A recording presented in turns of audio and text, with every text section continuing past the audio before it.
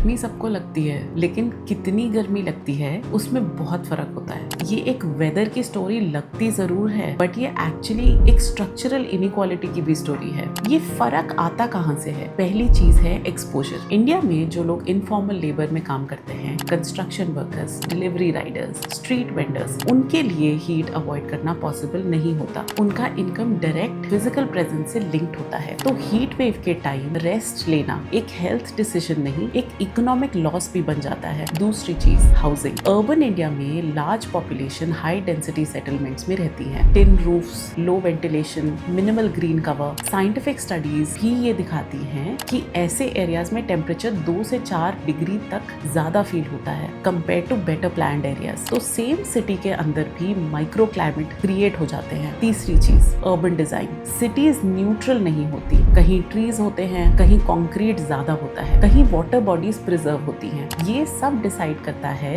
कि कौन से एरिया में हीट को अब्सॉर्ब करने की कैपेसिटी ज्यादा होती है और कौन से एरियाज रिलेटिवली कूल रहते हैं। इसको हम कहते हैं अर्बन हीट आइलैंड इफेक्ट। चौथी चीज state response. Heat action plan exist करते हैं, cooling centres, water access, work hour adjustments, लेकिन इम्प्लीमेंटेशन अनइवन होता है, तो प्रोटेक्शन भी अनइवन होती है। हीट वेव्स नेचुरल इवेंट है, लेकिन वल्नरेबिलिटी नेचुरल इवेंट नहीं है। वल्नरेबिलिटी एक सोशली प्रोड्यूस्ड इम्पैक्ट होती है। Choice itself is unequal. कुछ लोग अपने रूटीन शिफ्ट कर सकते हैं, कुछ लोग काम बंद कर सकते हैं, कुछ लोग रीलोकेट कर सकते हैं इवन इफ टेम्परेरली, लेकिन बहुत लोगों के पास ये ऑप्शन एग्जिस्ट नहीं करता। इसलिए हम सोशियोलॉजी में कहते हैं risk is not just experienced, it is distributed. और सोसाइटी डिसाइड करती है कि कौन ज्यादा रिस्क बेयर करेगा। तो जब हम कहते हैं कि आज बहुत गर्मी है, वो स्टेटमेंट न्यूट्रल लगता है, लेकिन एक्चुअली वो न्यूट्रल नहीं होता, क्योंकि उस गर्मी का इम्पैक्ट हर इंसान के लिए फंडामेंटली डिफरेंट होता है। क्लाइमेट चेंज को समझना है तो सिर्फ टेम्परेचर